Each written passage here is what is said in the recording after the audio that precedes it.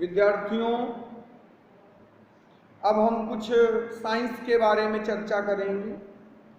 Chemistry इस समय आपके कमलेश सर पढ़ा रहे थे, इधर एक दो दिनों से वो नहीं आपके बीच आ पा रहे हैं, तो हम पढ़ा रहे हैं और उसी क्रम में आगे बढ़ रहे हैं। आज हम लोग पीएच मान की चर्चा करेंगे। पीएच मान,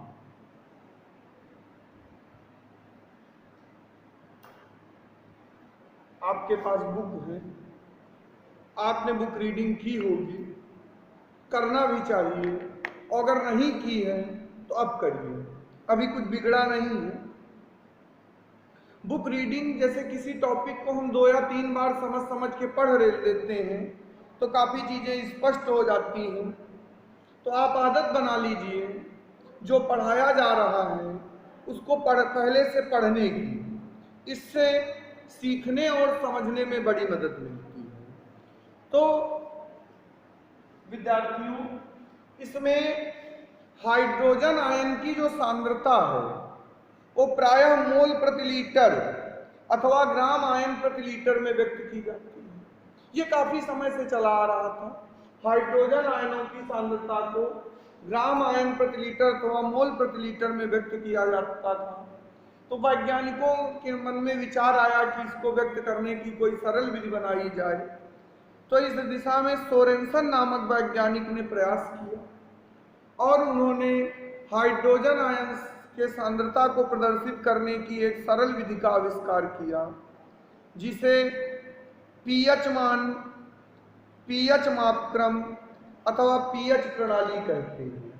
इस प्रणाली के अनुसार किसी विलयन में उपस्थित हाइड्रोजन आयनों की सांद्रता के मोल प्रति लीटर में सांद्रण के ऋणात्मक लघुगणक को पीएच कहते हैं। एक बार पुनः सुन लीजिए, क्योंकि इसको हमारे द्वारा बताई गई बातों और किताबों में जो लिखा हुआ है उसके आधार पर स्वतः हेडिंग डाल के लिखना है। तो आप हेडिंग डालेंगे पीएच मान, तो लिखेंगे हाइड्रोजन आयनों की सांद्रता प्रायः ग्राम आयन प्रति लीटर अथवा मोल प्रति लीटर में व्यक्त की जाती है। सोरेनसन नामक वैज्ञानिक ने इसे व्यक्त करने की एक नई पद्धति का आविष्कार किया, जिसे पीएच पद्धति, पीएच मापक्रम अथवा पीएच पैमाना कहते हैं। इस पद्धति के अनुसार हाइड्रोजन आयनों के मोल प्रति लीटर में सांद्रण के ऋणात्मक लघुगणक को पीएच कहते हैं। इससे हो गया पीएच बराबर माइनस log H प्लस। इस संबंध को अगर हम बदलना चाहें, देखिए घातांक का लघुगणक में आपने पढ़ा है कि लघुगणक को हम घातांक रूप में व्यक्त कर सकते हैं। तो अगर इसे हम घातांक रूप में लिखना चाहें तो ये हो जाएगा H प्लस बराबर 10 की पावर माइनस pH। तो इस तरह से यह सूत्र बन गया H प्लस बराबर 10 की पावर माइनस pH। इस सूत्र की सहायता से हम विलयन का पीएच मान ज्ञात कर लेते हैं।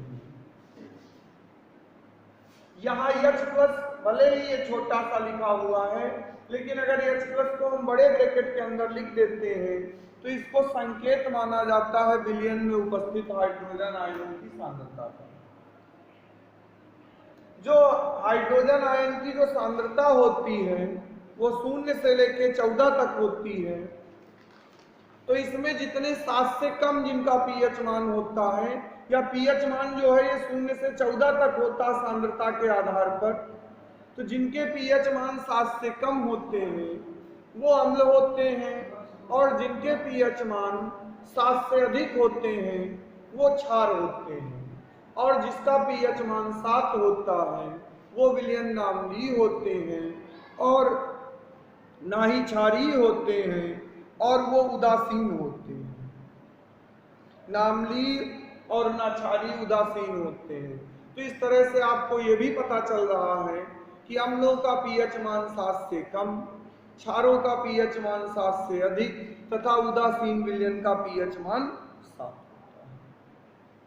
कई बार जब हम प्रश्न हल करते हैं तो कुछ प्रश्न ऐसे आ जाते हैं जिनमें हमें OH अर्थात हाइड्रोक्साइड आयनों की सांद्रता दे दी जाती है और उसके आधार पे हमें pH मान ज्ञात करना होता है। तो ऐसे सवालों को हल करने के लिए हमें जल के आयनिक गुणनफल के बारे में जानकारी होनी चाहिए। तो विद्यार्थियों, आपकी अगली हेडिंग पढ़ने वाली है जल का आयनिक गुणनफल।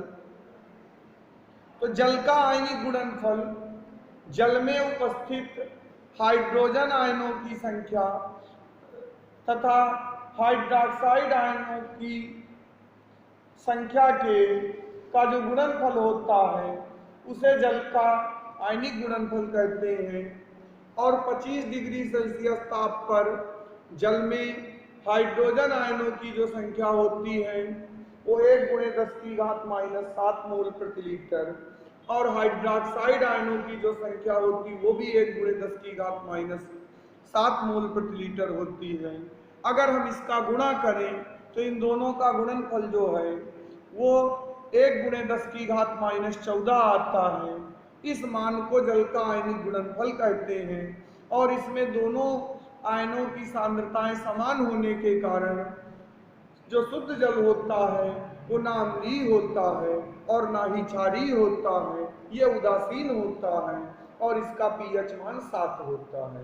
तो आंकिक प्रश्नों को हल करने के लिए यहाँ पर इस सूत्र को लिखना अति आवश्यक है। H + × OH- is equal to 1 × 10⁻⁻14 या H + OH- अर्थात हाइड्रोजन आयन की सांद्रता और हाइड्रोक्साइड आयनों की सांद्रता का जो गुणनफल है वो 1 × 10⁻14 अर्थात 10⁻14 के बराबर होता। आप इसे भी सूत्र के रूप में आपको इसे लिखना है। अब थोड़ी सी चर्चा हम सूचकों के बारे में करेंगे। तो यहाँ आपके कोर्स में सूचकों में अम्ल क्षार सूचक है। तो अब हम बात करेंगे अम्ल क्षार सूचकों की। ध्यान से सुनिए, हेडिंग डालना है अम्ल क्षार सूचक। अम्ल क्षार सूचक वे पदार्थ होते हैं जिनका अम्लीय विलयन में एक रंग तथा क्षारीय विलयन में दूसरा रंग होता है, अर्थात विलयन के pH मान में परिवर्तन के साथ साथ इनके रंग में भी परिवर्तन हो जाता है। वैसे भी आपको पता, सूचक का अर्थ ही होता सूचना देने वाला। तो ये वो पदार्थ होते हैं जिनकी सहायता से हमें ये सूचना मिल जाती है कि हमारा विलयन अम्लीय है अथवा क्षारीय है। एक बार पुनः ध्यान से सुन लें। अम्ल क्षार सूचक वे पदार्थ होते हैं जिनका अम्लीय विलयन में एक रंग तथा क्षारीय विलयन में दूसरा रंग होता है, अर्थात विलयन के pH मान में परिवर्तन के साथ साथ इनके रंग में भी परिवर्तन हो जाता है। सूचकों के अंतर्गत आप कई सारे सूचक जानते हैं। इनमें हम लिटमस को लेते हैं। आपको पता है अम्लीय और क्षारीय माध्यमों में लिटमस का रंग अलग अलग होता है। अम्लीय माध्यम में अगर हम अम्लीय विलयन में लिटमस को ले जाते हैं तो लिटमस पत्र जो होता है उसका रंग लाल हो जाता है, नीले से लाल हो जाता है। तो हमें इस बात की जानकारी हो जाती है कि विलयन अम्लीय है। इसी प्रकार अगर हम क्षारीय विलयन में लिटमस को ले जाते हैं तो वो उसका रंग नीला हो जाता है और हमें लिटमस के द्वारा ये जानकारी प्राप्त हो जाती है कि विलयन अम्लीय है अथवा क्षारीय है। विद्यार्थियों, आज के लिए इतना ही और अगले वीडियो में हम इसके आगे की चर्चा करेंगे। धन्यवाद।